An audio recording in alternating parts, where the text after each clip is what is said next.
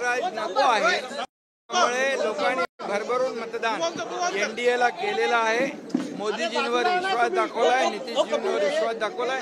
त्यामुळे एनडीएचं सरकार बहुमताने फुल मेजॉरिटीने येणार आहे। मोठ्या प्रमाणात पक्षप्रवेशात झालाय, इनकमिंग मोठ्या प्रमाणात सुरू झाले, रोज प्रवेश होत आहे। शिवसेना एक शब्द आणि विश्वास हे जे काही समीकरण आहे ते आज महाराष्ट्रामध्ये सर्वांच्या मनामनामध्ये गेलेलं आहे। आणि जो 2.5 वर्षामध्ये या काळामध्ये आपण काम केलं, या महाराष्ट्राचा विकास, लाडक्या बहिणींच्या योजना, अनेक योजना, आणि त्यामुळे सर्व लोक, विविध पक्षातले लोक या ठिकाणी येतात। मी त्यांचं स्वागत करतो। यामुळे शिवसेना अधिक बलवान, मजबूत होती आहे। दिल्लीमध्ये बॉम्बस्फोट झालेला आहे, तुमची काय प्रतिक्रिया? दिल्लीमध्ये बॉम्बस्फोट झाला, लाल किल्ल्याजवळ घेतला होता दिल्लीमध्ये कुठेतरी आता खोटा ठरताना दिसतोय। काय बिहारमध्ये विरोधात पात्र घेतला होता, या पद्धतीने आता एक्झिट एक आकडे येतात। ज्यांनी मोदी साहेबांचं सरकार यायच्या अगोदर ज्यांनी नोट चोरी केली, भ्रष्टाचार केला, स्कॅम केले, घोटाळे केले,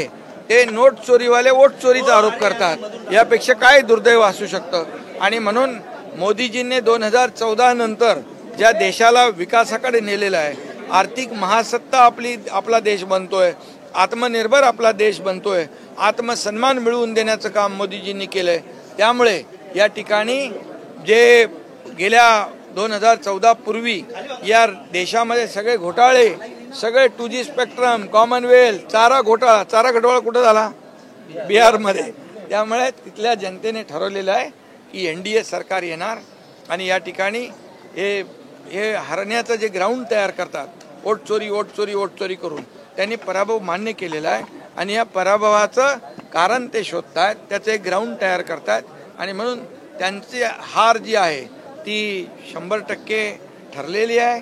जेव्हा ते जिंकतात तेव्हा सांगतात सगळं बरोबर आहे, इलेक्शन कमिशनचा निर्णय बरोबर, वोटिंग मशीन बरोबर। हरल्यावर सांगतात हे चुकीचं आहे, हे याच्यामध्ये भ्रष्टाचार झाला आहे, वोटिंग मशीन खराब आहे, EVM खराब आहे, त्याच्यामध्ये निवडणूक आयोग खराब आहे।